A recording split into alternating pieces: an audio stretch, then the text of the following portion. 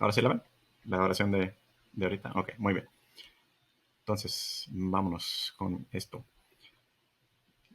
Empiezo con esta cita. Les decía a Salo, va a haber muchas citas bíblicas, pero para no tardarnos en quién se anima de reconectar su micrófono y demás, pues demás vámonos así.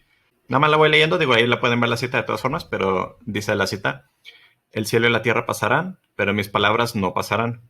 Mas de aquel día y hora nadie sabe nada, ni los ángeles en el cielo, ni el Hijo, sino solo el Padre. Estad atentos y vigilad, porque ignoráis cuándo será el momento. Al igual que un hombre que se ausenta, deja su casa, da atribuciones a sus siervos, a cada uno su trabajo y ordena al portero que vele.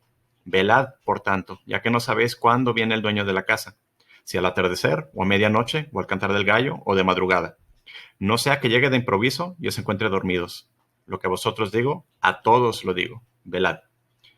Y eso es muy importante, ¿no? Ese velar, ese estar atentos, es precisamente algo a lo que nos está llamando Jesús aquí. Y es a lo que deberíamos de estar atentos todos, porque pues el tema de hoy, que les pongo la diapositiva al principio que no la vimos, es el tema de las postrimerías, así le llaman en teología católica, o también se le dice los novísimos, que básicamente quiere decir las cuatro últimas cosas. Muerte, juicio, infierno o gloria. O sea, lo último que nos toca, ¿no? Y de ahí la eternidad. Entonces, volviendo a esta cita, nos dice Jesús, hay que velar. Y los santos también nos recordaban de esto. Y la imagen de la Santa Teresa d'Ávila, antes de leer la cita, no sé si notan algo curioso, que no es tan común en todas las obras religiosas. Ajá. Y hay muchas personas que hoy en día, sobre todo porque ya, bueno, ya han visto cómo se ha puesto el mundo, que ya es tan sensible a todo, que ya todo lo ven como malo, del diablo y etcétera. Y si ven calaveras, piensan automáticamente que esa persona o es un cholo, o es un vándalo, o es una mala persona. Pero rescatando la teología católica, los cráneos, las calaveras, o sea, los recordatorios de las muertes, no sé si alguna vez han ido a algún lugar sobre todo en las Américas, que tenían las catacumbas, que era donde tenían los huesos de sus muertos, porque pues no tenían dónde celebrar misas siquiera, tenían que hacer las misas escondidas y demás, y pues ahí mismo enterraban a sus muertos. Pues todo eso es a fin de cuentas un recordatorio de nuestra muerte, ¿no? Y de hecho nos dice esta cita del libro de Eclesiastés o Coelet, dependiendo de su traducción, que dice, el corazón de los sabios está en la casa de luto, mientras el corazón de los necios en la casa de alegría. Y aquí está hablando de que, ¿quiénes son los sabios? Los que piensan en la muerte. Y los necios o los tontos son los que piensan en el hoy sin preocuparse en las consecuencias de sus actos. O sea, de que nomás hacen lo que se siente bien, lo que se les antoja, lo que se les pega la gana, sin considerar qué es lo que va a pasar, qué acciones va a tener ese acto que hice. Y entonces, pues aquí está esta calavera que tiene un nombre. En latín le decían el memento mori. O sea, quiere decir recuerda que morirás. Y este recuerdo mori, pues les decía, para algunos se ve como que muy tétrico hoy en día especialmente, pero en realidad es algo muy católico. De hecho, hasta hay rosarios que le llaman rosarios memento mori, que en lugar de los padres nuestros les ponen calaveras. Y una vez vi unas personas que andaban de que, ay, no, eso es del diablo y que esto y que el otro. No, es muy cristiano, pero obviamente con un buen sentido. No es lo mismo una calavera sencilla de una persona que si no se pones calaveras con cuernos y cosas feas, pues ya es otra cosa, ¿verdad? Pero este memento mori, este recuerdo de que morirás, nos dice el catecismo en el número 1007, dice, el recuerdo de nuestra mortalidad sirve también para hacernos pensar que no contamos más que con un tiempo limitado para llevar a término nuestra vida. Y para eso es este recordatorio, ¿no? Por eso en muchas imágenes de santos, si se fijan de hoy en adelante, de seguro lo van a empezar a ver, que de repente escondían muchos elementos en las obras, sobre todo las buenas obras, que tenían mucho que ver, o sea, no nomás con verlo una sola vez ya viste todo. Y si empiezan a ver esas calaveras ahí escondidas tal vez, pues son estos santos que recordaban exactamente que pues un día van a morir y pues más les vale aprovechar su tiempo. Y pues no nos gusta pensar en la muerte, la verdad. Inclusive en esta cultura mexicana donde tenemos el Día de Muertos y demás, la verdad es que no nos gusta pensar en la muerte. Pero recordemos que para la vida cristiana es una parte esencial, porque pues a todos nos va a llegar la muerte, pero también sabemos que la muerte no es el fin. Realmente es el comienzo del resto de tu eternidad, que es de lo que vamos a hablar esta noche, ¿verdad? Entonces, por ejemplo, tenemos lo que se llaman las misas de Requiem o misas exequiales, que son esas misas donde muchas veces vestían tradicionalmente de negro, pues precisamente de ese color de luto, Y era para recordarnos en esa misa de que primero nos despedimos de los restos mortales de la persona, ¿verdad? Que ahí pueden ver a la derecha, eh, donde está el féretro de la persona, los restos mortales de esa persona. Recuerden que una de las obras de misericordia es dar entierro digno a los muertos, ¿verdad? Pero también recuerden que vamos a pedir por el alma del difunto, se la vamos a encomendar a Dios. Hay que, obviamente, y esto va más que nada para los sacerdotes, evitar canonizar a los muertos y decir inmediatamente, ah, fulanito ya está en el cielo, pues no nos consta. Y el peligro de decir eso es que a veces luego nos dejamos de pedir por la persona. Si ya está en el cielo, ¿para qué rezo por esa persona? Pero también es un recordatorio para nosotros los vivos, pues de que también un día vamos a estar ahí, en ese lugar, o sea, algún día vamos a morir. Y recordar más que nada la resurrección, porque pues que celebramos cada domingo, la resurrección. No celebramos la muerte de Jesús, sino la muerte y resurrección de Jesús. Entonces es muy importante esto, ¿verdad? Y perdón que esté dando como esta introducción larga, pero es porque todo en su orden para que embone al final tenga más sentido. Y una cosa más, ¿no? Explicar esto del cuerpo y el alma, que nos dice el catecismo, que el hombre es corpore et anima unus, o sea, una unidad de cuerpo y alma. Y eso es muy importante. Esa unidad de cuerpo y alma es algo que muchas veces erróneamente, y esto viene más de corrientes como el gnosticismo, pensamos que el cuerpo es una prisión para el alma, que buscamos ser libres de este cuerpo, que... sí pueden ver mi pantalla, ¿verdad? Porque se brincó tantito. Entonces no sé si fue mi internet, pero bueno. Básicamente lo que iba con esto es, hay que recordar nuestra mortalidad, hay que recordar pedir por el alma del difunto, aunque esa persona pues esté en el cielo, que ahorita vamos a hablar de eso, no está de más y no sobra que recemos por esa persona. O sea, hay que seguir rezando por la persona, por tus difuntos, pues siempre hay que seguir pidiendo por ellos. Si ya están en el cielo, esas oraciones no se van a desperdiciar. Pero el chiste es, que decía, es no canonizar, o sea, hacer santos a nuestros difuntos automáticamente. Obviamente queremos que estén en el cielo y no es un mal deseo, pero tampoco hay que llegar a la flojera de, pues si ya está en el cielo, pues para qué pedir por ellos, ¿no? Y recordar nuestra mortalidad, que eso también es importante, y recordar la esperanza que tenemos en la resurrección, porque celebramos en cada misa la resurrección de Cristo, ¿no? La Pascua. No estamos recordando nada más su muerte y ahí nos quedamos. Nos dice el catecismo, ¿no? Que somos unidad de cuerpo y alma. O sea, somos las dos cosas. El hombre fue hecho cuerpo y alma, no nada más alma. Y la doctrina de la fe afirma que el alma espiritual e inmortal que tenemos es creada de forma inmediata por Dios al momento de la concepción. Por eso tan importante nosotros los católicos que defendemos la vida, ¿verdad? Desde su concepción hasta la muerte natural. Porque creemos que el alma ya empieza a existir. Desde que eres una sola célula, ya está tu alma ahí, ya existe. No la crean tus papás, la crea Dios. Entonces, ahí es cuando se crea tu alma. Y esto lo menciono porque hay personas que tienen la idea errónea de que existíamos en el cielo y luego bajamos del cielo, nos manda Dios o algo así. Nada que ver. Somos creados al momento de nuestra concepción. Y eso tiene muchas otras implicaciones que no me quiero distraer e irme por el agujero. Pero hablemos ahora sí de la muerte. ¿Qué es la muerte? Pues entendiendo que somos cuerpo y alma, la muerte y la razón por la que es una tragedia es porque es la separación de cuerpo y alma. Y por eso es algo que no deseamos, no es algo que Dios quería en su plan, ¿verdad? No era lo que tenía para nosotros. Y por eso es una tragedia, porque va en contra de ese diseño de Dios para nosotros. Nos dice San Pablo en Romanos 6, la paga del pecado es la muerte. ¿Y esto qué quiere decir? Que un pecado mortal ofende a Dios, Dios que es infinito, que es bondad infinito, amor infinito. Entonces, un pecado mortal ofende a un Dios que es infinito y la ofensa entonces tiene un valor infinito. Y entonces, ¿qué es la cantidad que se debe de pagar por esa ofensa infinita? Pues es una paga infinita. O sea, algo que nunca ninguno de nosotros pudiera pagar por más obras buenas que quisiéramos, aunque viviéramos 1.000.000 de años, nunca terminaríamos de pagar un solo pecado mortal. Nunca alcanzaríamos. Entonces, por eso ese castigo, que vamos a hablar un poquito más adelante de eso, adquiere ese valor infinito. Y eso es importante que lo vayamos entendiendo y por eso quería hacer como este paréntesis para hablar sobre el pecado. ¿Qué dice la iglesia sobre qué es pecado? Pues sencillamente es el rechazo y oposición a Dios. O sea, lo que esté opuesto al plan de Dios, y la forma más fácil de saber si algo es pecado, pues tenemos los 10 mandamientos, ¿no? Para saber si estoy ofendiendo a Dios. Si algo me importa más que a Dios, pues no estoy cumpliendo ni siquiera el primer mandamiento. Si trato feo a mis padres, pues no estoy cumpliendo el cuarto mandamiento, etcétera. Entonces, esto es muy importante entender porque hay 3 condiciones que se requieren para que un pecado sea mortal. Y nos dice el catecismo, para que un pecado sea mortal, tiene que tener como objeto materia grave y que además sea cometido con pleno conocimiento y deliberado consentimiento. O sea, materia grave, hablando otra vez de los 10 mandamientos, o sea, matar es algo gravísimo. En el caso, por ejemplo, del pecado de mentir, hay mentiras que no son materia grave porque si yo digo mi piel es verde, es una mentira, pero no es una mentira que afecte a nadie, ¿no? Que no esté dañando a nadie. Pero una mentira que puede dañar la reputación de alguien o los chismes o la calumnia, cosas así, eso sí son materia grave. Pleno conocimiento, pues obviamente significa que sabes que está mal. O sea, no que accidentalmente después alguien te dice, oye, ¿sabías que lo que estabas haciendo estaba mal y nadie te había dicho?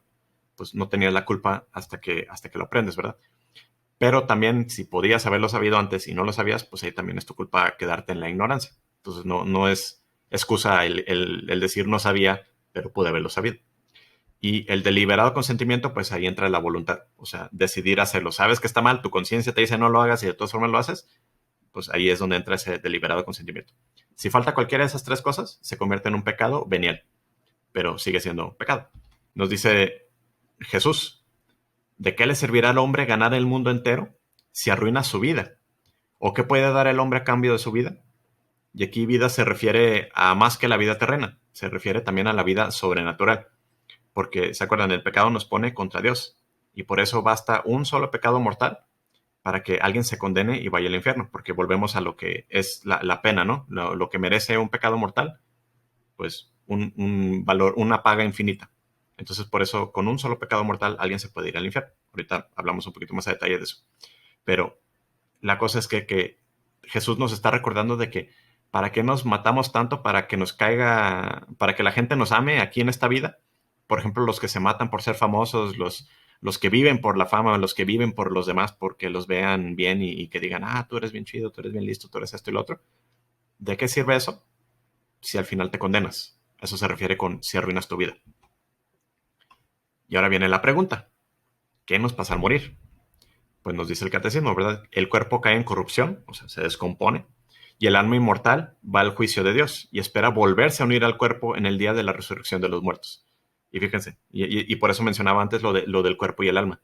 El cuerpo se descompone, el alma va con Dios al juicio, pero estamos esperando a volver a unirnos, no nos vamos a quedar nada más como alma espiritual ahí en el cielo.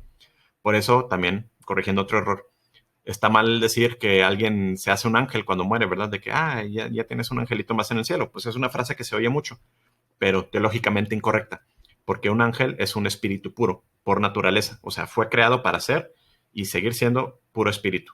Si alguna vez aparece un ángel en un cuerpo, como a veces se ve en la Biblia, realmente es una apariencia, pero no es una realidad. O sea, no encarnó ese ángel y tenía un cuerpo físico que pues envejecía y demás, ¿no?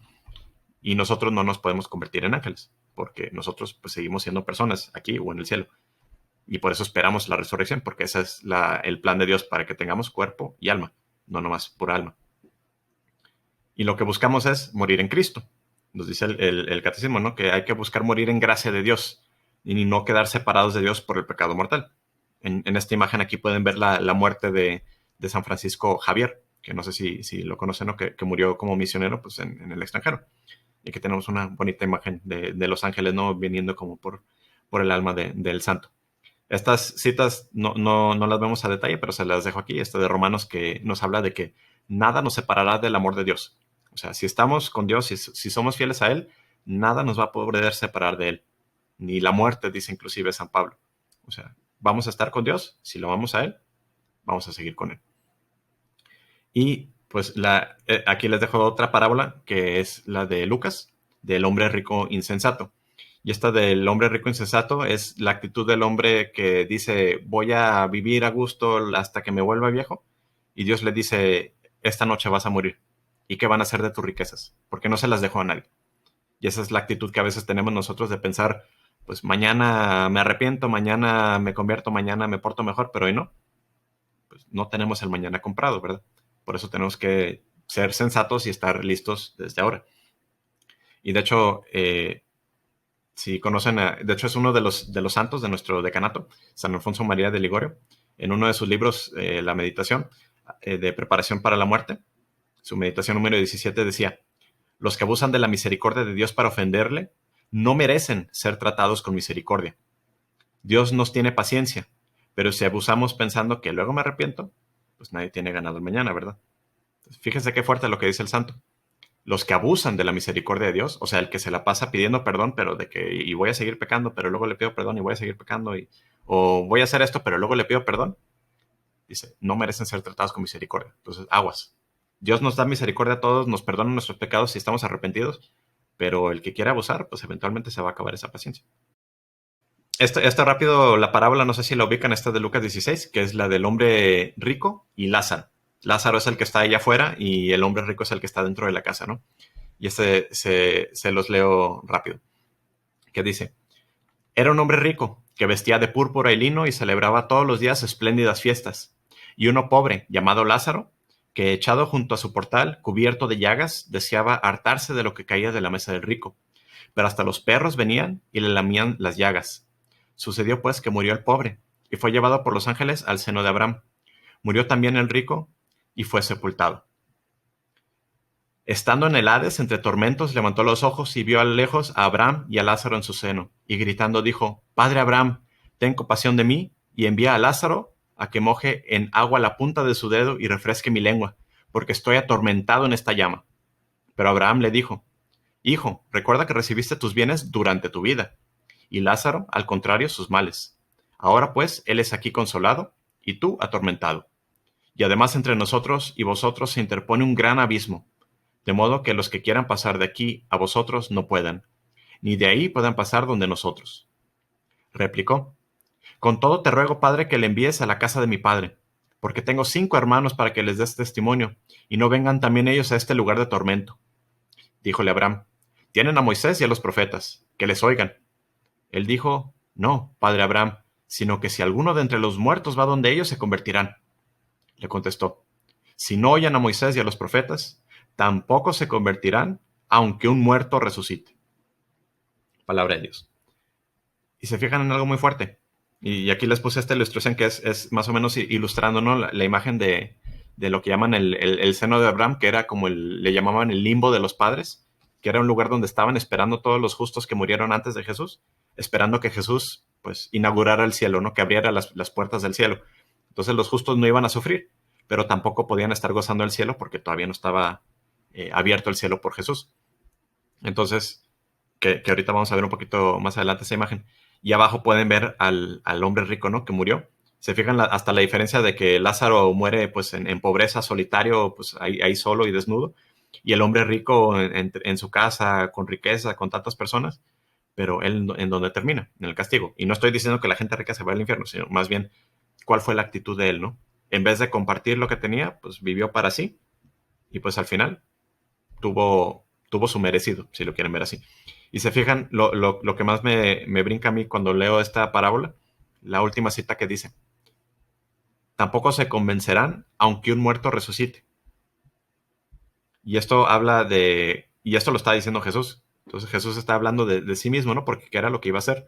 Pues iba a resucitar. ¿Y cuántos no creyeron en él? A pesar de que vieron todas las señales que hacía, los milagros, inclusive su crucifixión, y después todas las personas que lo vieron vivo, y aún así hubo quienes no quisieron creer, se rehusaron. Y es de lo que está hablando Jesús, ¿no? De que a veces decimos que queremos ver señales y con eso te conviertes y vas a creer. Dice Jesús: si no creen ya, no van a creer después, aunque pasen estas cosas. Y seguro han conocido a gente que es así, aunque se les presente literalmente un milagro y tratan de buscar una explicación de que no, pero es que fue por esto o lo otro, fue coincidencia, lo que sea, pero no quieren aceptar que hubo intervención divina, ¿no? Y esto es muy importante, que nos recuerda a San Pablo en Hebreos. Y del mismo modo que está establecido que los hombres mueran una sola vez y luego el juicio. No creemos en la reencarnación. No creemos que vamos a volver a vivir otra oportunidad y luego otra, porque aparte esa doctrina de los que creen en la reencarnación es una ridícula, porque dicen: sí, reencarnas para volver a intentar y para hacerlo mejor la próxima vez y etcétera. Pero nadie recuerda esas vidas pasadas. Muchos de los que dicen recordar una vida pasada recuerdan cosas bien bonitas, ¿no? Pero nadie recuerda las tonterías que hizo, los pecados que cometió. Entonces, ¿de qué sirve volver a vivir si no tienes ninguna oportunidad de aprender de tus errores? Nosotros, si quieren una segunda, tercera, cuarta oportunidad, pues cada día que despiertas, esa es tu segunda, tu tercera, tu cuarta, tu quinta oportunidad. Nadie sabe la vida que va a tener. Puedes morir en el camión, puedes morir en el carro, puedes morir en tu casa, puedes morir de un infarto repentino, lo que sea. Cada vez, cada día, cada momento que estás vivo, esa es tu oportunidad para volverte a Dios. Y Dios te ha dado muchas. Aquí hay muchas personas que todos ya tienen muchos años y esos años, pues cada uno de esos años que han cumplido han sido años de oportunidad que les ha dado Dios y que les sigue dando. Entonces, hay que aprovecharlas y no esperarnos. Y aquí es donde viene el juicio particular. La vida eterna, nos dice la iglesia, la vida eterna comienza inmediatamente después de la muerte y empieza con este juicio particular ante Cristo, que es el juez justo. Y aquí tenemos una imagen, ¿no? Que es ese juicio, que es la retribución inmediata, o sea, el merecido, la retribución inmediata que cada uno recibe de Dios en su alma inmortal en relación a su fe y sus obras, ya sea la felicidad del cielo inmediata o después de la purificación, o la condena eterna. Solo existen dos posibles destinos, esa felicidad del cielo o la condenación. Y nos dice San Juan de la Cruz, a la tarde te examinarán en el amor. O sea, ¿cuánto amaste? Eso va a ser la medida. No qué tanto hiciste, no qué tanto ganaste, sino cuánto amas. Y recuerden ese primer mandamiento, ¿no? Porque todo tiene que ser en base al amor a Dios. Podrías tener amor al prójimo como muchos filántropos, como Bill Gates, por ejemplo, que donan millones y millones. Digo, no quiero juzgar su alma, pero son personas conocidas que donan un montón y que pueden decir, pues ayuda a muchas personas con sus millones y hace esto y lo otro. Pero eso por sí solo no te va a salvar.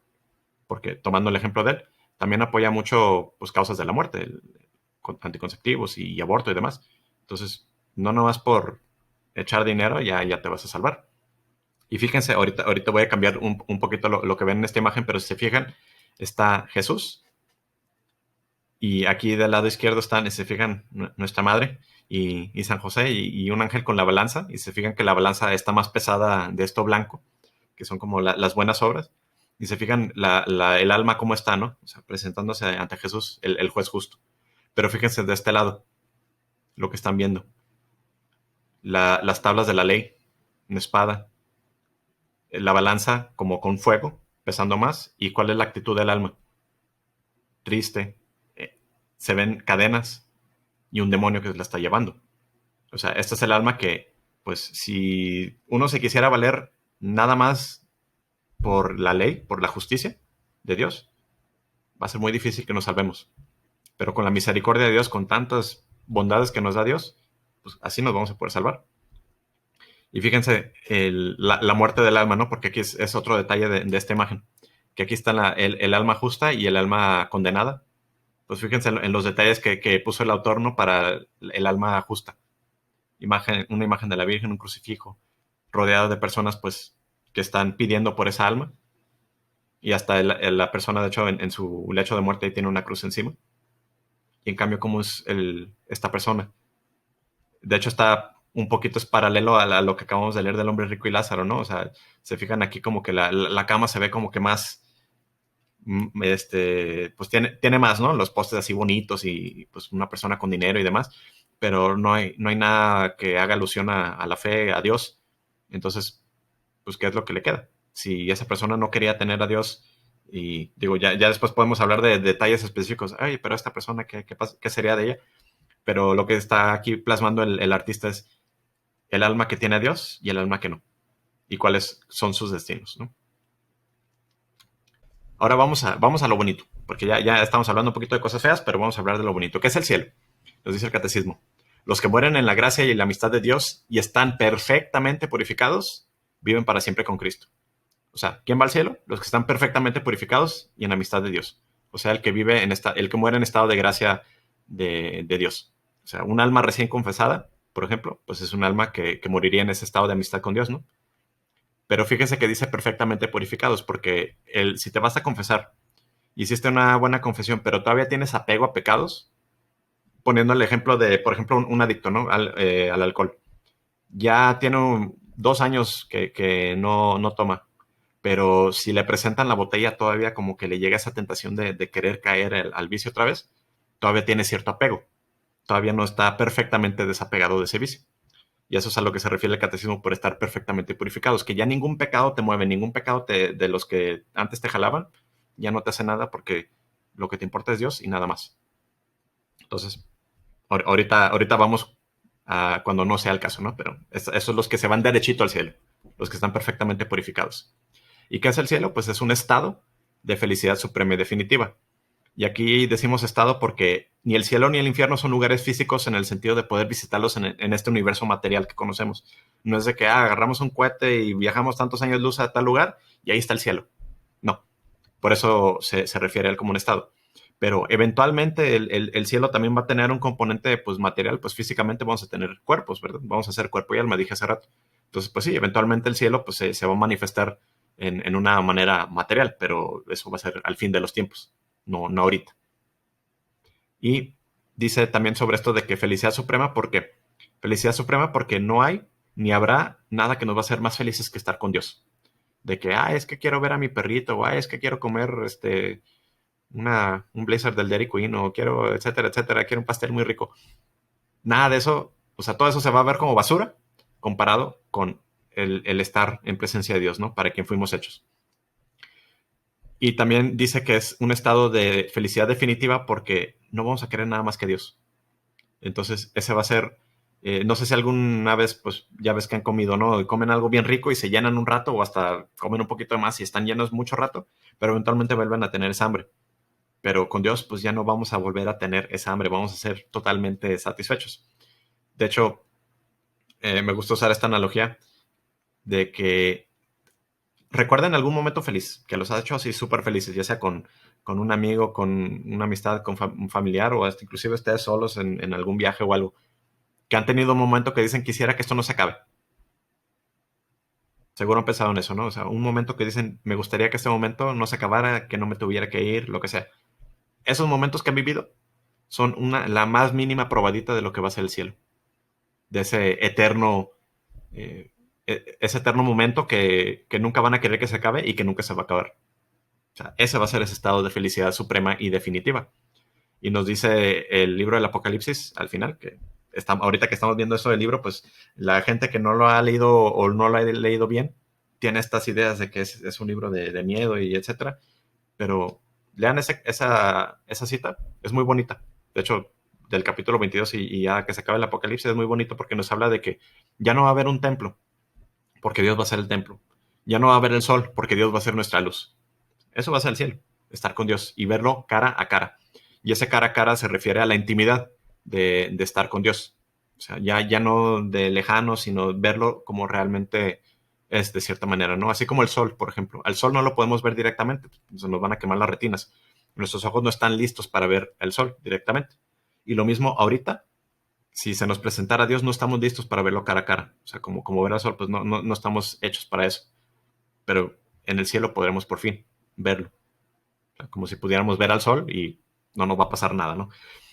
Y en el cielo también está la comunión de los santos, que son los que interceden por los vivos. Y esto es algo muy bonito que ahorita vemos un poquito más adelante. Y así nomás rápidamente les dejo estas 3 citas de cómo habla la Biblia del cielo. Pero una muy importante de Corintios dice que nadie sabe cómo será realmente. O sea, podemos hablar muchos aspectos de qué no va a ser o qué cosas esperamos que hayan ahí, pero nadie sabe a detalle cómo va a ser el cielo, porque nos vamos a quedar cortos, la verdad, porque nuestra mente es finita y Dios es infinito. A algunas personas van a preguntar, ¿el cielo va a ser aburrido? Y esa pregunta, pues, es una buena pregunta, pero también es no entender qué es el cielo. Porque si el cielo fuera hecho a nuestro antojo y a nuestros deseos de que, yo quiero que el cielo sea de oro y quiero andar montando dinosaurios como si fueran caballos y tener no sé, un cocodrilo de mascota y un león y etcétera, etcétera. O sea, eventualmente te vas a cansar de esas cosas. Pero la palabra de Dios nos aclara que no tenemos ni tantita idea de lo grandioso que va a ser el cielo. Y era lo que hablaba de ese momento eterno, ¿no? Y aquí en Juan, pues una cita muy bonita que nos dice Jesús, ¿no? De que cuando hablaba de que se iba a adelantar para prepararnos un lugar allá en el cielo. Y en Tesalonicenses nos habla San Pablo de que en el cielo vamos a estar siempre con Él. Ya nunca vamos a ser separados. Y nos dice Santa Teresita del Niño Jesús, no puede ser medio santo. Debe ser un santo completo o no ser santo en absoluto. Porque, como decía al principio del cielo, los que están perfectamente purificados son los que van a entrar al cielo. O sea, un santo completo, no un santo a medias. Acuérdense del Apocalipsis, el capítulo 3, versículo 15, que dice, eres tibio y no frío ni caliente, te vomitaré de mi boca. O sea, está diciendo Jesús que los mediocres no tienen lugar con Él. No puede ser un cristiano mediocre diciendo, pues no hago daño, pero tampoco hago bien. O estás del lado de Jesús o no estás con Él. Y si dices que no hago daño, pero tampoco hago bien, no estás con Él. Entonces, hay una cita que no me acuerdo exactamente a quién está atribuida, pero decía, no eres santo porque no quieres serlo. Y eso siempre me ha calado porque es así como que es cierto muchas veces. No queremos ser santos realmente. Queremos quedarnos con esos apegos al pecado. Pero, ojo, nos dice el libro del Apocalipsis también, nada profano entrará en ella, hablando del cielo, ni los que cometen abominación y mentira, sino solamente los inscritos en el libro de la vida del Cordero.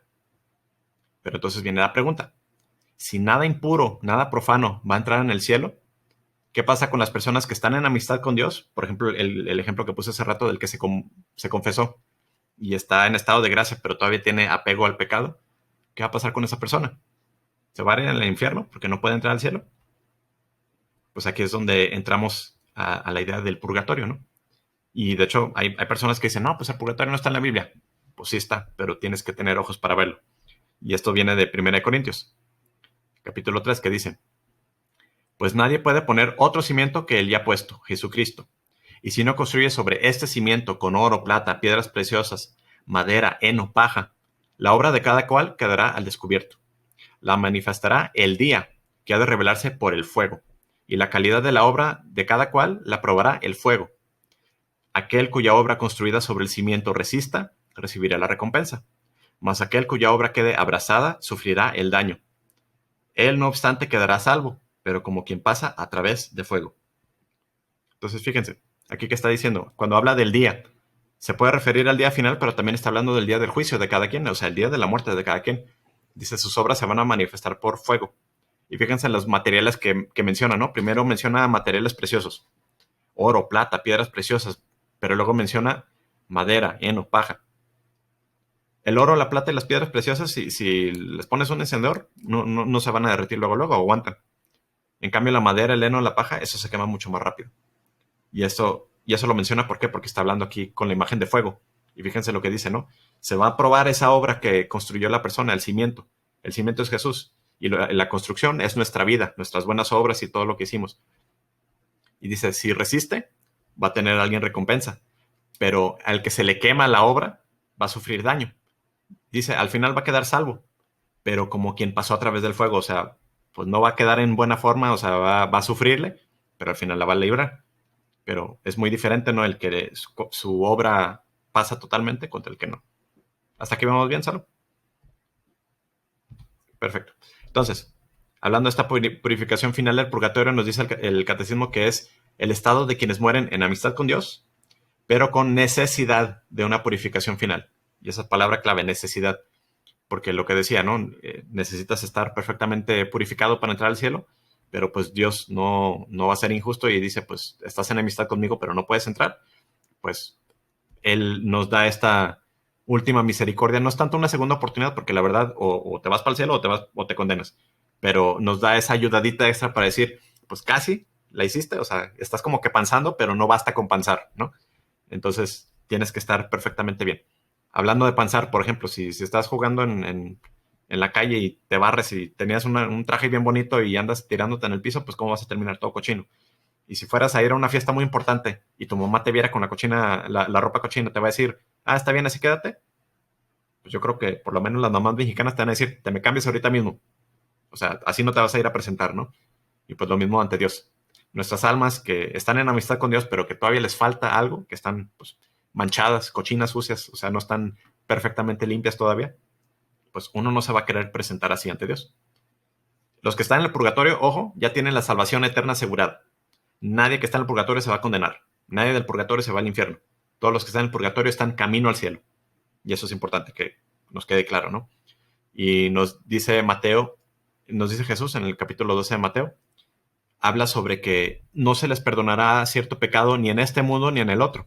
Aquí hablando del pecado que no tiene perdón, ahorita lo menciono. Pero esto es curioso porque dice ni en este mundo ni en el otro. O sea, y eso está implicando de que en el otro mundo tal vez va a haber pecados que sí se pueden perdonar. Pero ¿cuál va a ser ese otro mundo? Pues ese otro mundo, pues ese cuando pasemos de la vida terrena que tenemos a la vida eterna. Y pues en ese paso ahí se nos pueden perdonar ciertos pecados veniales. Pero pues como decía San Pablo, vamos a pasar como por fuego, ¿no? Tenemos que ser purificados. Y ya lo que quiero que les quede muy, muy claro, nadie debería de querer pasar por el purgatorio. Todos deberíamos de querer irnos derechito al cielo. Y yo también me incluyo de que antes decía mucho de broma de que, ay, pues, si logro pasar al purgatorio, pero la verdad es de que no deberíamos de querer tener la barra tan bajito, ¿verdad? Hablando otra vez de mediocridad, deberíamos de querer llegar al cielo inmediatamente. Otra analogía por si les ayuda a entender el purgatorio. Es como si tuvieras unas muelas que están tan picadas que si no te las quitan en un ratito, están tan podridas que te van a llegar a infectar la sangre y te vas a morir de esa infección. Entonces te tienen que sacar las muelas. ¿Te va a doler? Que vayas con el dentista, te la sacan y todo, sí. ¿Y te va a doler la recuperación? Sí. Pero eventualmente vas a estar bien. Va a ser doloroso el proceso, pero al final vas a estar bien. Y yo creo que nadie quisiera decir, ah, pues voy a esperar a que se me piquen las muelas y sufrir y demás, y luego voy con el dentista. Pues mejor cuídate. ¿Para qué sufrirle, no? Si se puede prevenir, pues ¿para qué le sufres? Y lo mismo con el purgatorio. Y aquí esta imagen que les dejo, de hecho se me hace curioso, porque alguien viéndolo rápido podría pensar, ah, son almas en, condenadas, ¿no? En el infierno. Pero fíjense, por ejemplo, estas personas que están hasta adelante, en primer plano, con los brazos cruzados, como en oración, como suplicando, pero también sus rostros no son de un sufrimiento desesperado, sino más bien se ve como una vista de espera, ¿no? Como que están volteando al cielo, pero no desesperados. Y esta imagen la dejo para que entendamos un poquito mejor la seriedad del purgatorio.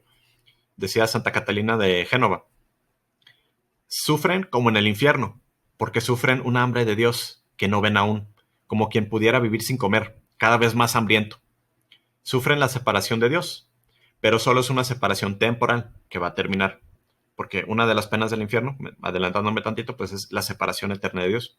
Entonces los que están en el purgatorio también están de cierta manera separados de Dios, pero saben que eventualmente se van a encontrar con Él, pero como dice, como si pudieras vivir muriéndote de hambre, pero sin morir. Pues así son estas almas, ¿no? De que saben que Dios es, pues no lo tienen, pero saben que lo desean, quieren verlo, pero todavía no pueden. Y por eso estas almas están como que suplicantes, ¿no? Porque ya quieren llegar a ese encuentro, pero pues tienen que estar listas. Decía San Agustín en un comentario que hizo del Salmo 38, dijo que será más doloroso el purgatorio que cualquier cosa que el hombre pudiera sufrir en esta vida. O sea, más doloroso que cualquier cosa que pudieran sufrir en esta vida. Pero también Santa Catalina nos decía, las almas del purgatorio unen un gran gozo con un gran sufrimiento, porque ninguna paz se compara a la de las almas del purgatorio, excepto a la de los santos en el cielo. ¿Y esa paz de dónde viene? Porque ya saben que van al cielo, pero tienen que pasar por este proceso. Entonces, de hecho, hay teólogos que dicen que piensan que el fuego que arde, decía, esto se los dejo así como una cita rápida del Papa Benedicto XVI, en su, creo que fue encíclica, Spe Salvi, decía, algunos teólogos piensan que el fuego que arde y que a la vez salva es Cristo mismo, el juez y salvador. Ante su mirada toda falsedad se deshace. Todo lo que se ha construido durante la vida puede manifestarse como paja seca, vacua fanfarronería y derrumbarse. Pero en el dolor de este encuentro, el poder santo de su amor nos penetra como una llama, permitiéndonos ser, por fin, totalmente nosotros mismos y con ello totalmente de Dios. Esto viene del número 47 de Spe Salvi. Y esto es tarea para todo cristiano, ¿no? ¿Cómo podemos ayudar a estas almas del purgatorio? Y aquí está esta imagen de la Santa Misa, del Santo Sacrificio. Pues con la Eucaristía, con esas oraciones, con la limosna, con indulgencias, con penitencias. Todo esto lo podemos ofrecer por estas ánimas del purgatorio. De hecho, aquí en esta imagen pueden ver en el cielo a los ángeles de los santos como parte de la iglesia triunfante, o la que le llamamos la iglesia militante, es la que está en la tierra, que son los que están pues militando, luchando para vencer el mal en sus vidas. Y está la iglesia purgante, que son los que están en el purgatorio. Y si se fijan, hay dos ángeles que están como vertiendo agua sobre ellos. Pues son los ángeles, son los ángeles que están como dando estos consuelos que se están obteniendo a través de ¿qué? De la misa, del santo sacrificio de la misa. Estas almas que están en el purgatorio ya no pueden ganar méritos por sí mismos. Ahorita nosotros que estamos en vida sí podemos ganar méritos, ¿no? Con todo esto que hacemos, ir a misa, buenas oraciones, dar limosna, ayudar, obras de misericordia, indulgencias, penitencias, etcétera. Podemos hacer estas cosas para ayudarnos, pero las almas del purgatorio ya no pueden hacer nada por ellas mismas. Dependen de nuestras oraciones. Por eso es importante, por eso siempre las mencionamos en cada misa. Y por eso nunca debemos de dejar de pedir por esas ánimas del purgatorio. Ahora, antes de hablar del infierno, nada más una pequeña aclaración, porque la mencionamos en el credo de los apóstoles de Jesús, que decimos descendió a los infiernos. Y aquí quiero hacer la distinción entre el Hades o el Sheol, que es el lugar de los muertos. Hace rato vimos en la parábola de Lázaro, el hombre rico y Lázaro, el seno de Abraham. Pues básicamente ese era el Sheol, el lugar de los muertos, o sea, donde estaban los que murieron, pero los que eran justos, no los condenados, pero estaban esperando a que Cristo abriera las puertas del cielo. Y en cambio, y de hecho nos dice San Pedro, Jesús bajó en espíritu a proclamar el evangelio a todas las almas encarceladas. Y esto es de la primera carta de Pedro, capítulo 3, versículo 18-19. Y eso también viene en el catecismo del 632 al 634, que habla sobre Jesús descendiendo a los infiernos para predicar el evangelio, para llevarlos al cielo, ¿no? Ellos que estaban esperando al Mesías, que estaban esperando la salvación, pues llega Jesús para precisamente recibirlos, ¿no? Para que supieran que a él era el que estaban esperando. Pero Jesús no bajó para liberar a los ya condenados. Y esto es a lo que se llama la Gehenna, o el fuego eterno, el lugar de castigo, del que habla mucho Jesús. Entonces, ahora sí, hablando del infierno. ¿Qué es el infierno? Es el lugar donde mueren, donde los que mueren por libre elección en pecado mortal, ahí es a donde van. Mueren por libre elección. Y esa palabra es muy clave, libre elección. O sea, nadie va ahí porque yo quería estar contigo, Dios, pero me mandaste al infierno. No. Por libre elección es el que va ahí. Y la pena principal es la separación eterna de Dios. ¿Y por qué es una pena estar separado de Dios si alguien, por ejemplo, un ateo, pues ni siquiera creía en Dios? Porque ya cuando estás del otro lado, te vas a dar cuenta de que lo que te iba a hacer feliz era Dios, pero no lo quieres. Es como si alguien se estuviera muriendo de sed y dice, y le dan agua, pero dice, es que me choca el agua. ¿No tienes coca o cerveza o otra cosa? O sea, es que no quiero tomar agua. Pues, pero te estás muriendo de sed, sí, pero no quiero agua. O sea, así sería el alma que está condenado, o sea, de que sabe de que está hecha para Dios, pero no lo quiere. Y es una verdadera tragedia, ¿no? Porque estamos usando nuestro libre albedrío para decidir estar con Dios o no. Porque a fin de cuentas no somos robots, no somos forzados. Dios no nos va a forzar a decir, ámame. Nos hizo libres. Así como los que están o han estado en alguna relación, pues tiene que ser libre. Si es forzado, va a fallar muy pronto. Fíjense lo que dice también la iglesia sobre el infierno. Dice, el hombre se excluye voluntariamente de la comunión con Dios al estar en pecado mortal al morir, que era lo que mencionaba, ¿no? Basta con un pecado mortal para irte al infierno. Es cosa seria. Casi nadie hoy en día nos habla del infierno, de la seriedad del pecado, y pues por eso estamos como estamos. Porque pensamos, luego me confieso, no es tan malo, todo el mundo lo hace. Es cosa bastante seria. Porque al final, ¿qué estamos haciendo con ese pecado mortal? Estamos rechazando el amor misericordioso de Dios. Y algo que quiero dejar muy en claro, porque algunos de los hermanos separados creen esto, como los calvinistas, Dios no predestina a nadie a ir al infierno. O sea, poniendo un ejemplo, Judas Iscariote, el que traicionó a Jesús. Dios no lo hizo para decir, yo te voy a creer para que tú condenes a Jesús y te vayas al infierno. No.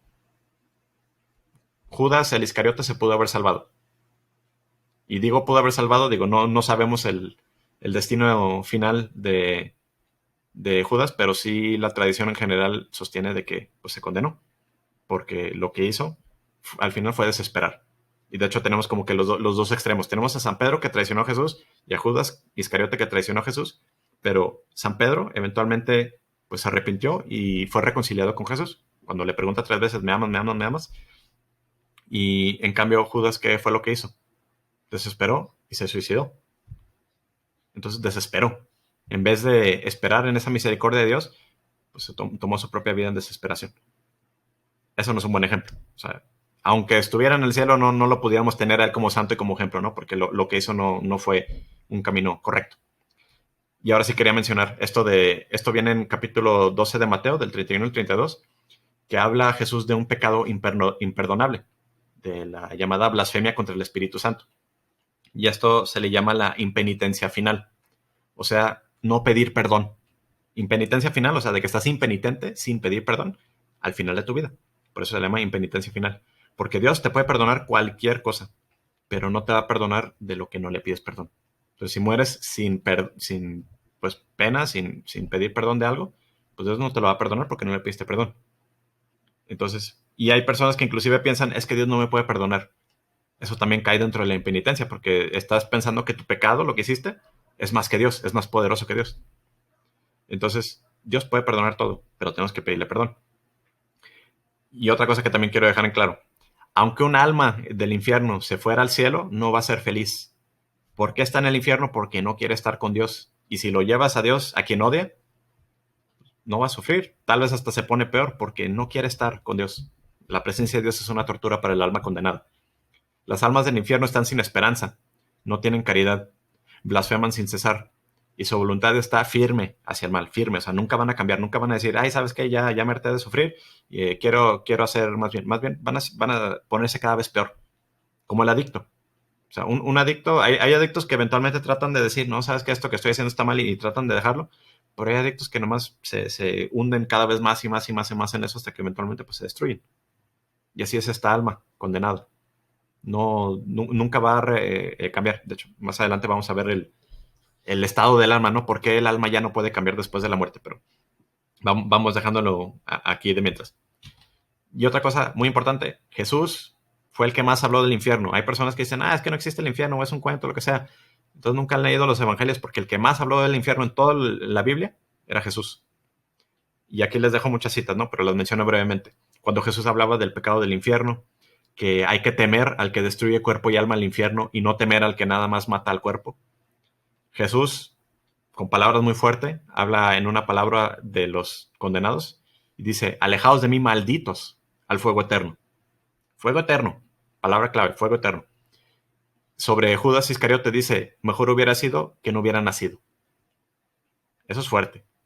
O sea, tan grave fue su pecado que mejor que no hubiera existido. Así de fuerte fue su pecado.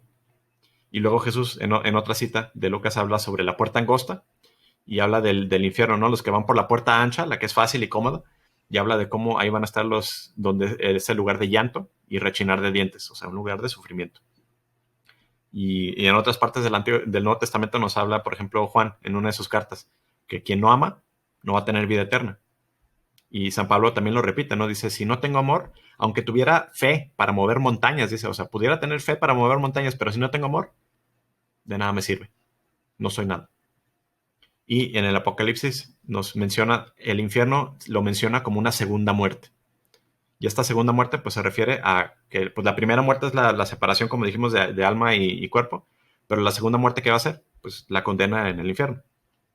Esa es como esa segunda muerte porque pues ya nunca tendrás esa vida eterna que nos promete Jesús en el cielo. Entonces hay que poner mucha atención a estas advertencias que nos ponía Jesús y no más decir, es que no importa, no era serio. Entonces Jesús está desperdiciando su tiempo advirtiéndonos de algo que no existe. Porque hay personas que piensan que el infierno no existe. Pero yo creo que muchos quieren pensar que no existe porque pues no les conviene. Nos dicen Hechos, capítulo 24. Y tengo en Dios la misma esperanza que estos tienen, de que habrá una resurrección, tanto de los justos como de los pecadores. Por eso yo también me esfuerzo por tener constantemente una conciencia limpia ante Dios y ante los hombres. Y esto es muy importante porque dice el catecismo y la iglesia. El cuerpo participará de la retribución que el alma recibió en el juicio particular. O sea, tu alma es juzgada, te vas al cielo, te vas al infierno. Y en la resurrección al final de los tiempos vas a volver a tener tu cuerpo. Y fíjense, son los dos, los justos y los pecadores. Todos van a tener su cuerpo. Los malos y los buenos van a volver a tener su cuerpo. Pero unos van a gozar en cuerpo también lo que estaban gozando en el alma en el cielo. Y los que estaban sufriendo en alma, pues ahora también lo van a sufrir corporalmente. Entonces, pues van a sufrir aún más. Y esto va a suceder ¿cuándo? Al final de los tiempos. Y de hecho, aquí les pongo un extracto, ¿no? de Jesús, del capítulo 25, cuando habla la parábola del juicio final, de que va a separar a las ovejas y a los cabritos y el juicio de los buenos y los malos. Dice Jesús: pondré las ovejas a su derecha. Bueno, está hablando del rey, pero obviamente está hablando de él. Pondrá las ovejas a su derecha y los cabritos a su izquierda. Entonces dirá el rey a los de su derecha: venid, benditos de mi Padre, recibid la herencia del reino preparado para vosotros desde la creación del mundo. Porque tuve hambre y me disteis de comer, tuve sed y me disteis de beber, era forastero y me acogisteis, estaba desnudo y me vestisteis, enfermo y me visitasteis, y en la cárcel y viniste a verme. Esta va a ser la imagen del juicio final. No esta literalmente, pero la imagen de capítulo 25 de Mateo. El juicio final, final, o sea, va a ser diferente del juicio particular, porque el juicio final va a ser universal. Todos vamos a ver el juicio de todas las almas que han existido desde los ángeles y desde Adán, el primer hombre, hasta el último hombre que haya nacido, y luego hasta el fin de los tiempos, ¿no? Y fíjense en esta imagen. Pueden ver, aquí a la derecha puse como unos pedazos más específicos, pero veamos la imagen completa. Pueden ver a Cristo glorioso en el cielo, sentado en su trono como juez, rodeado de los ángeles y los santos, con la palabra de Dios en una de sus manos, ¿no? O sea, como la ley. Vemos a los ángeles, si se fijan aquí abajo, vemos a los ángeles despertando a los muertos con las trompetas, y aquí están los muertos despertando de las tumbas, si se fijan, o sea, la resurrección. El cuerpo, la muerte, la tierra, perdón, está regresando a los muertos.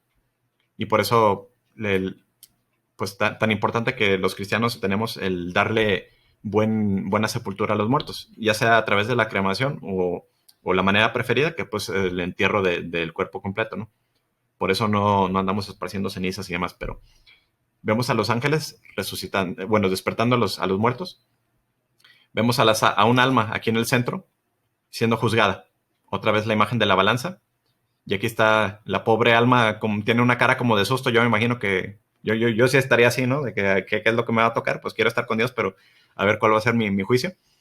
Y se fijan que está haciendo, aquí hay una figura que está poniendo unos pergaminos en la balanza, en contra, y tiene varios pergaminos muy largos. Ese es al que le llaman el acusador. ¿Qué es quién? El acusador es lo que significa su nombre. Pero ¿quién creen que sea esta figura? Fíjense aquí un poquito más.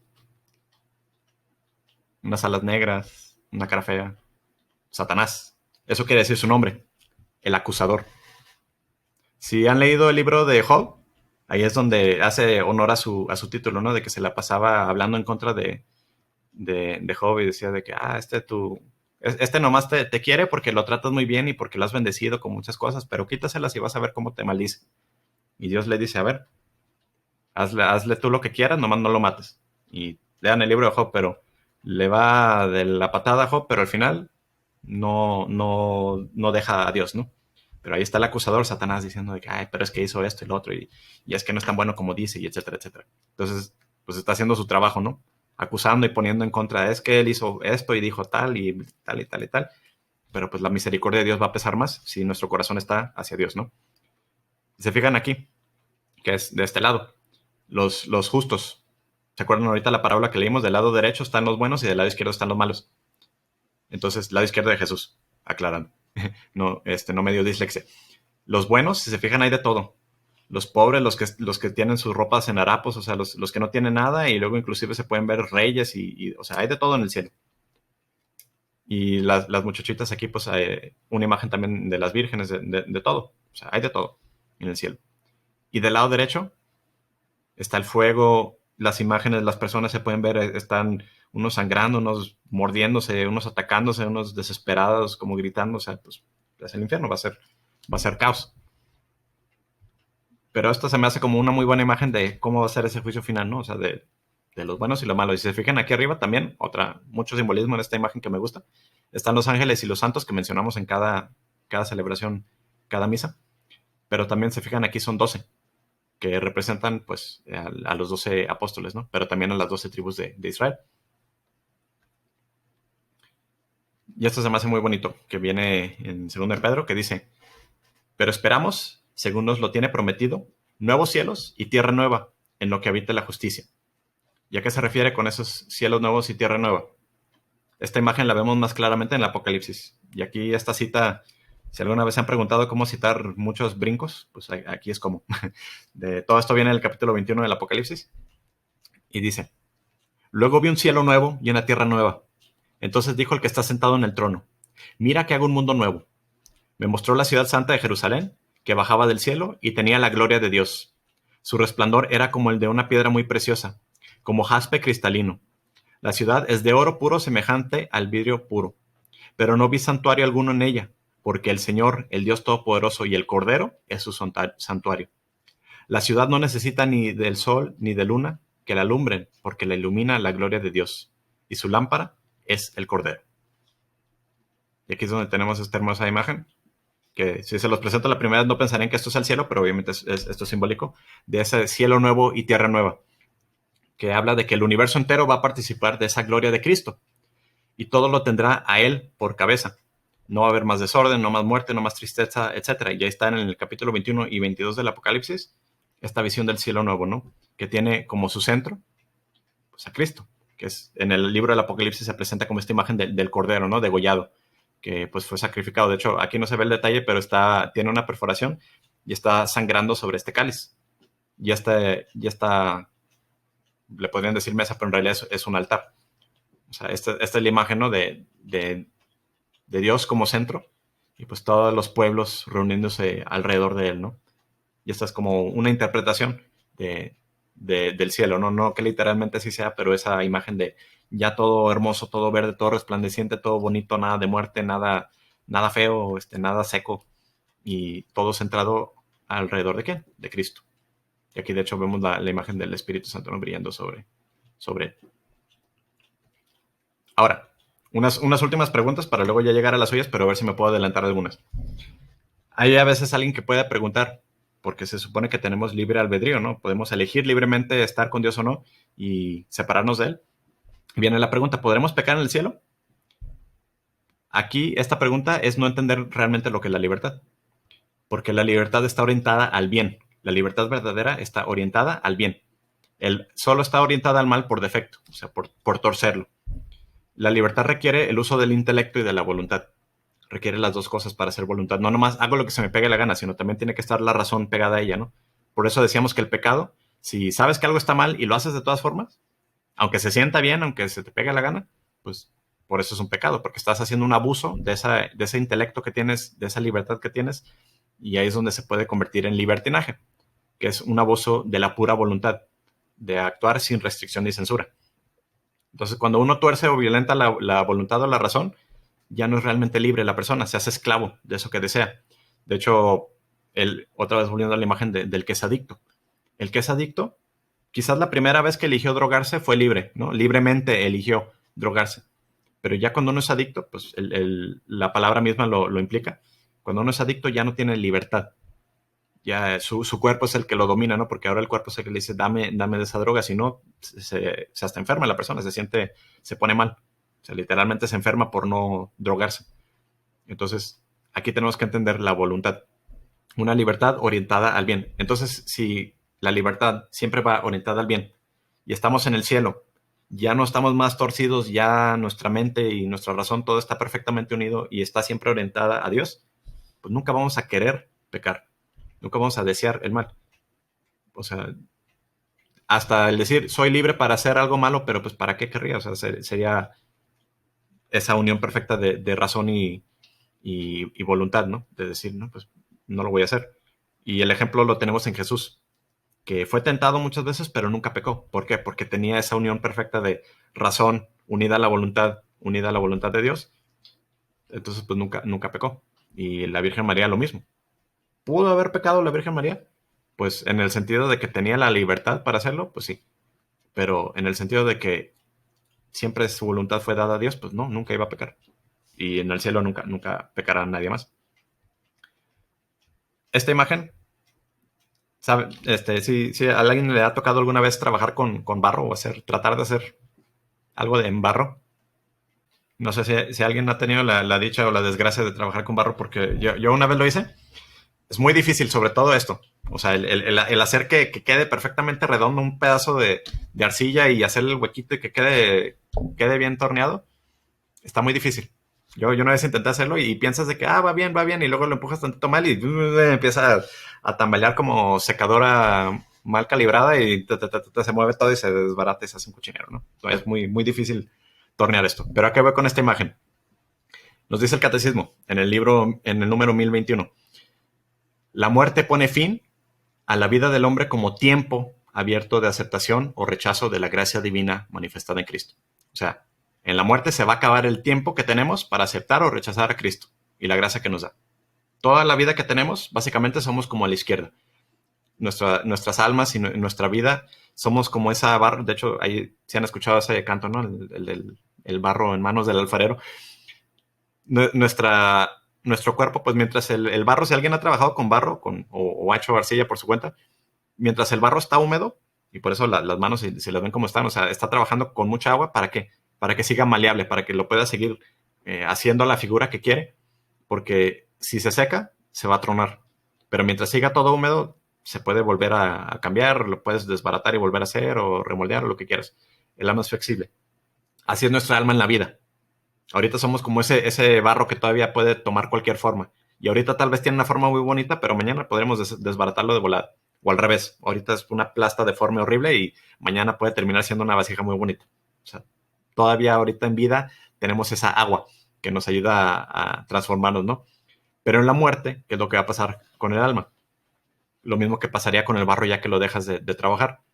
Se va a secar, lo vas a hornear y cuando ya lo horneas, se sella. Su forma ya queda así permanentemente. Aunque le vuelvas a echar agua, ¿qué va a pasar con esta vasija si le meto agua? Se va a hacer blandita y se va a desbaratar. O sea, el que ha trabajado con cosas de cerámica, por ejemplo, pues el barro lo puedes convertir en cerámica. Ya el agua ya no le va a hacer nada. O sea, el agua que era antes lo que lo formaba, ahora va a contener esa agua, pero el agua ya no la va a cambiar. Así va a ser nuestra alma. Y esta imagen espero si se les esté grabando, no sea muy, muy abstracta, pero así va a ser nuestra alma. Ahorita en vida somos el barro, pero al momento de nuestra muerte nos vamos a convertir en esa vasija.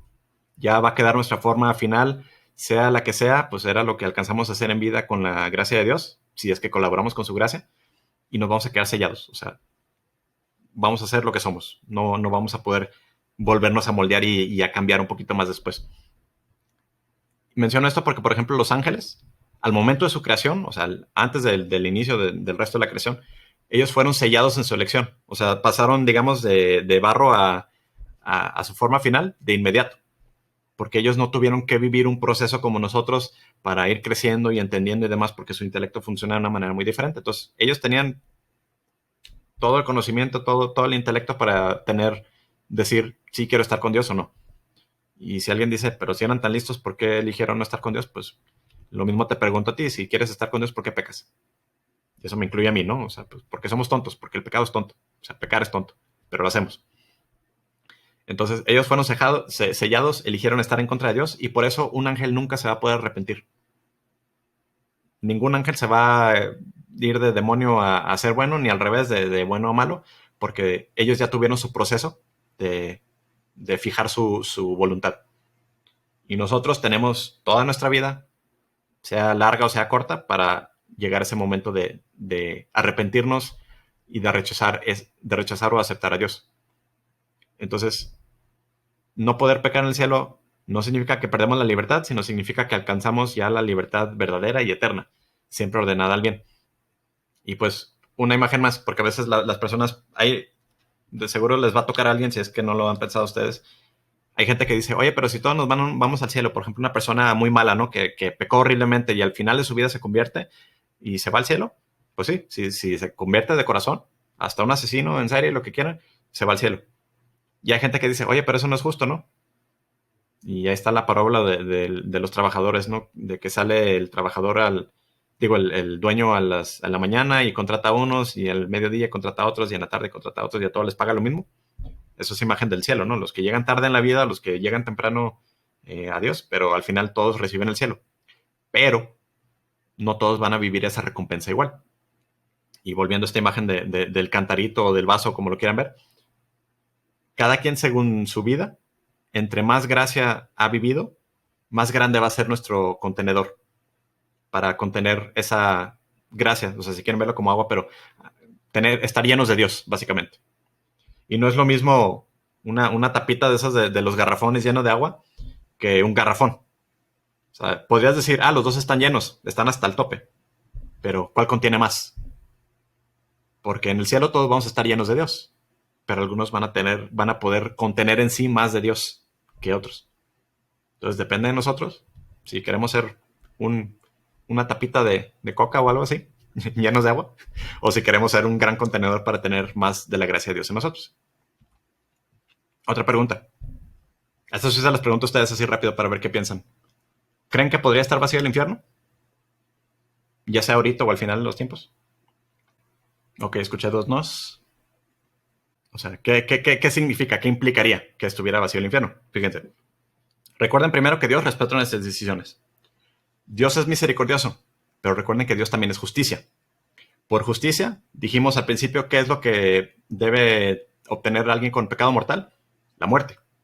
Merece la muerte. Pero por la misericordia de Dios, ¿qué hizo?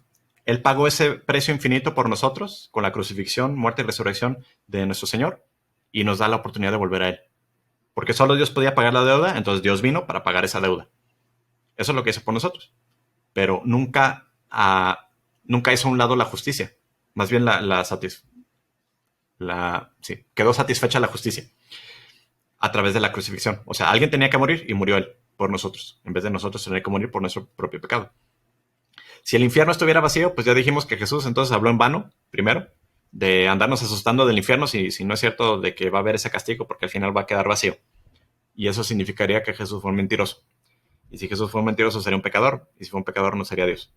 O sea, ese es un lado de qué pasaría si pensamos que el infierno estuviera vacío. Pero también, si entendimos todo esto anterior, hay una herejía que se llama apocatastasis, o más comúnmente universalismo, que es una herejía que fue condenada por la iglesia alrededor del año 543, que enseña que va a haber un tiempo cuando todas las criaturas libres, o sea, ángeles y seres humanos, y si existen extraterrestres también, lo que sea, van a compartir de la gracia de la salvación. O sea, todos van a compartir de la gracia de la salvación, especialmente demonios y almas perdidas. Eso enseña el universalismo. O sea, que al final todos se van a salvar. Tú que te estás condenando, tú que estás sufriendo, véngase para acá. Pero si me entendieron hace rato lo que estaba explicando en el infierno, van a entender que eso no sería lógico. O sea, aunque se los llevaron al cielo, no van a dejar de sufrir. Y esto nos lo dice el libro de sabiduría. Amas a todos los seres y nada de lo que hiciste aborreces.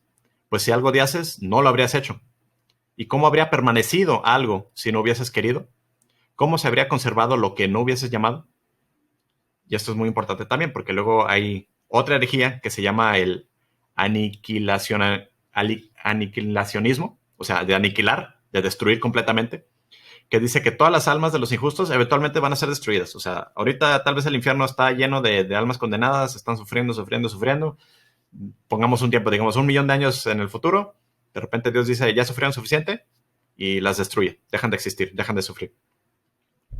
Eso también es una herejía. Y eso también es algo contrario a la lógica de la eternidad. Y se los voy a explicar de otra manera. Primero entendamos esto que nos está diciendo el libro de sabiduría, la palabra de Dios. Si hubiera Dios odiado algo, no lo hubiera creado. Pero Satanás, que todavía sigue existiendo, ¿eso qué nos dice? Pues Dios no lo odia, Dios lo sigue amando, por eso lo creó. Porque lo creó bueno. Satanás eligió alejarse de Dios, pero Dios lo hizo bueno. Así como nosotros, si nos decidimos a ser malos hijos, nuestros padres nos pueden seguir amando, aunque seamos malos hijos. No nos aman por ser malos hijos, pero nos siguen amando porque somos suyos. Y pues, ¿cuánto más Dios? Pero, entonces, todo lo que existe porque Dios lo quiere. Todo existe en un presente para Dios. No hay pasado ni futuro para Dios. Todo es un eterno presente. Entonces, Dios nos está creando, nos está sosteniendo constantemente. Si dejara a Dios de pensar de mí en este instante, desaparezco. Ni siquiera como en la película de los Vengadores, de que me hago polvito y desaparezco. No, o sea, nada, pum, ya, no existo. Y no hubiera existido. O sea, todo, desaparece todo, se borra. Mi existencia en absoluto. O sea, todo lo que existe ahorita, Dios lo está manteniendo. Y por eso van a seguir existiendo los demonios, porque no, los hizo buenos. Pero viene una pregunta relacionada a esto. Y eso se las pregunto a ustedes así rápido. Si alguien escapa a su condena, una condena justa, si alguien escapa a su condena, ¿realmente fue un castigo? y esto ya lo hemos visto mucho, sobre todo aquí en México, ¿no? Que de repente, fulanito que fue un supercriminal y que hizo todas estas cosas malas y lo perdonan y para afuera. Pero, oye, pero sí hizo todas esas cosas. O sea, lo condenaron justamente, pero lo soltaron porque dijeron, ay, pobrecito, lo que sea, o porque dio dinero, lo que quieran. ¿Eso es justo? Es difícil la idea de la eternidad del castigo, es cierto. Y esto lo menciono por eso, porque hay muchas personas que tienen dificultad con decir, pero ¿por qué Dios castiga eternamente? ¿Por qué no eventualmente dicen, pues ya sufriste demasiado y ya deja de sufrir? No porque algo sea difícil deja de ser verdad. No porque no lo entendamos, significa que no sea cierto. Ya dijimos, ¿no? Pecado mortal ofende a Dios, que es infinito, y entonces la condena justamente es infinita. Y en la muerte del alma, pues ya quedó firme la resolución. Esa alma ya no va a volver a cambiar. O sea, ya no se va a decir, ¿sabes qué? Dios, perdóname, ya sufrí suficiente, ahora ya me doy cuenta que estaba mal y esto y lo otro. Esa alma ya no va a cambiar. Más bien, el castigo, en vez de hacerlo cambiar, el castigo que nos dé Dios en vida, si lo hace como corrección, Dios sí castiga. Bórrense esa tontería de que Dios no castiga. Sí castiga. Y eso lo dice la palabra de Dios. Porque Dios corrige, ya a eso me refiero con castigo, Dios corrige al que ama. Entonces, en vida nos corrige ¿para qué? Para que nos volvamos a Él. En vida. Para que volvamos a Dios. Pero ¿qué es lo que pasa con el alma condenada? Ese castigo ya no es para que se convierta, ya no es para que se dé cuenta del mal que está haciendo. Más bien ese castigo nomás hace que se entrañe más. Ay, o sea, por poner un ejemplo, no hay Dios que me castiga, lo odio porque me está castigando y porque estoy sufriendo por culpa de él, etc. O sea, se vuelve, es un ciclo vicioso. Nunca va a salir de eso. Pero entonces, por justicia, pues uno tiene que cumplir su sentencia. Si la sentencia es eterna, pues tiene que sufrir eternamente. Y fíjense,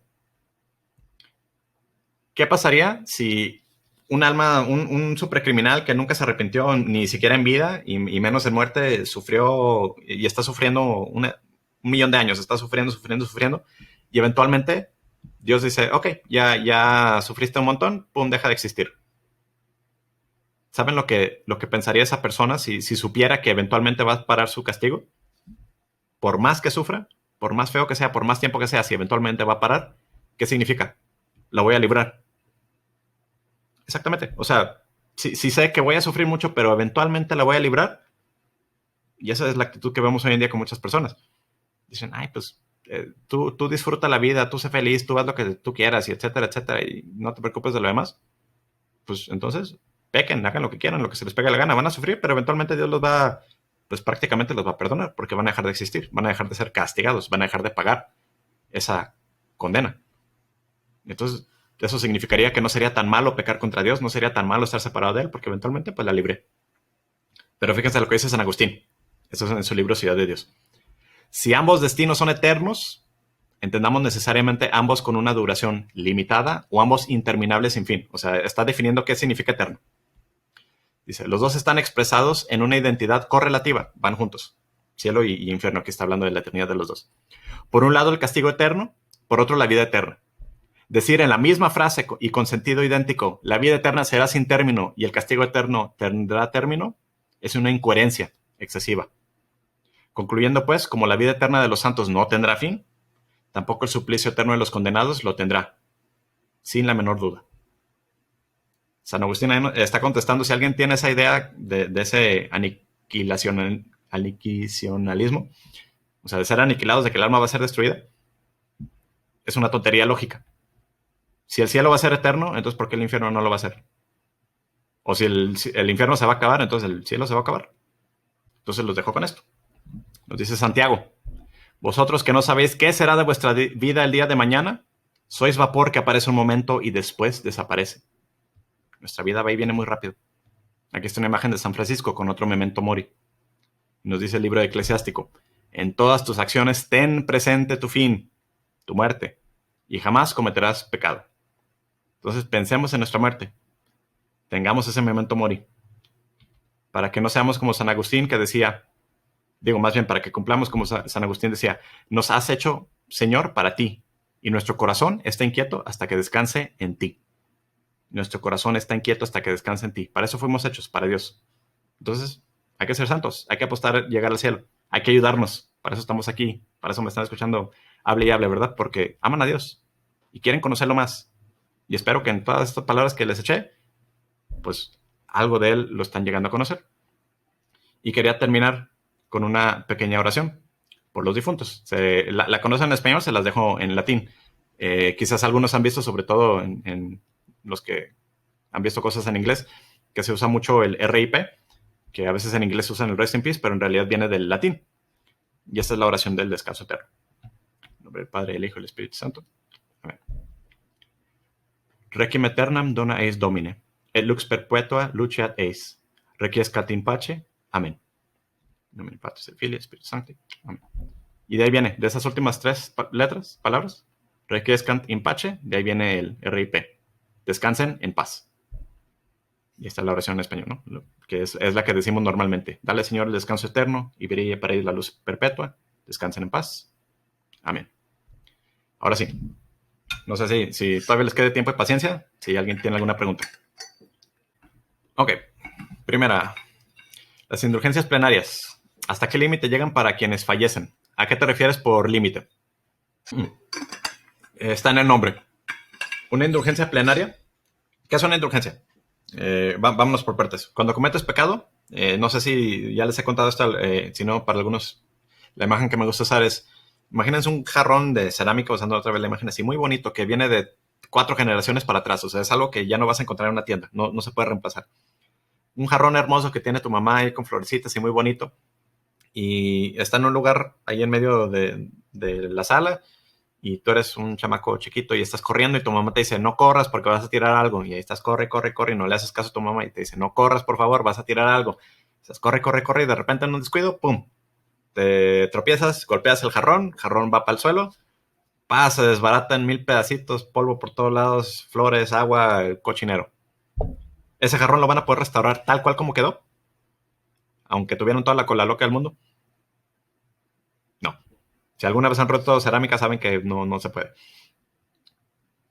Su mamá les dice de cosas, se enoja, etcétera, etcétera. Eventualmente ya se le baja el enojo y de tanto pedirle perdón, su mamá eventualmente los perdona. ¿Quedaron perdonados? ¿El perdón recogió ese cochinero? ¿O sigue ahí? Para eso son las indulgencias. Porque una cosa es el pecado, una cosa es el perdón, pero otra cosa es la consecuencia del pecado. O sea, ¿cuál fue mi pecado? Pues no hice caso, tiré el jarrón, se rompió. ¿Cuál es la consecuencia? Pues dejé un tiradero. ¿Fui perdonado? Sí, pero sigue la debida pena, ¿no? O sea, todavía tengo que limpiar ese cochinero. Esas son las indulgencias. Una indulgencia parcial es como decir, ¿sabes qué? Saqué el trapeador y limpié todo el agua que se tiró. Pero todavía siguen las flores, todavía siguen los pedacitos de cerámica ahí. Eso sería una indulgencia parcial. O sea, limpiaste algo, pero todavía queda. Todavía debes de limpiar más. Una indulgencia plenaria, como dice su nombre, limpia todo. Entonces, una indulgencia plenaria sería, ya no quedó nada, está todo perfectamente limpio y reluciente y ya no quedó evidencia de tu daño. Entonces, con esa explicación, Salo, ¿crees que hay un límite para que si sea mortal o venial el pecado que te están perdonando? No. O sea, cubre todo. Hasta ese, o sea, si recibes verdaderamente una indulgencia plenaria hasta ese momento, cubre todo. Eso sí, para recibir una indulgencia plenaria, y he escuchado la historia de un santo que pues tenía el don de poder ver las almas que estaban recibiendo una indulgencia, y pudo ver a las almas y veía que solo 2, de todas las almas que estaban presentes en la multitud, solo 2 estaban recibiendo realmente una indulgencia plenaria. ¿Por qué? Porque para recibir una indulgencia plenaria, que era lo que mencionaba para irte al cielo, por ejemplo, necesitas no tener nada de apego al pecado. O sea, nada de apego al pecado para que sea plenario. Pero tal vez dice uno, uy, pues entonces, ¿para qué busco la indulgencia plenaria si pues no soy santo y pues no tengo ese desapego?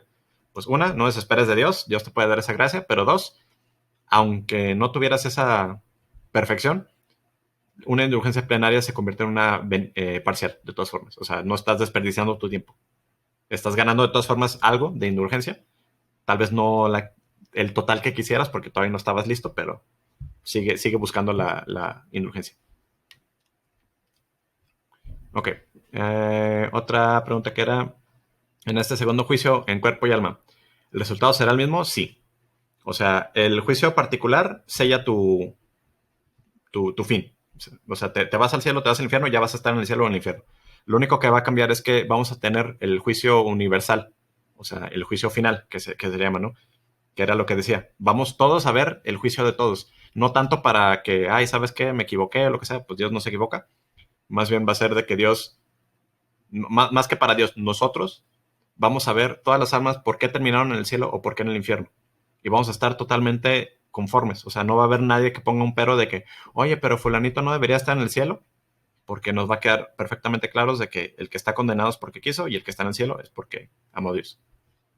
O sea, no nos va a quedar ningún pero. Y por eso, otra pregunta que a veces hacen de que, oye, pero no voy a estar triste en el cielo si un ser querido está en el infierno. No, porque primero, ¿quién va a ser tu felicidad? No ese ser querido, Dios. Dios lo va a hacer todo para ti. Entonces, primero no te afectaría ese no tener a esa persona en el cielo, pero lo otro es, por este juicio, vas a saber que la persona está donde quiso estar. Pues no te preocupes porque vamos a tener toda una eternidad. Entonces, por el tiempo no nos preocupemos.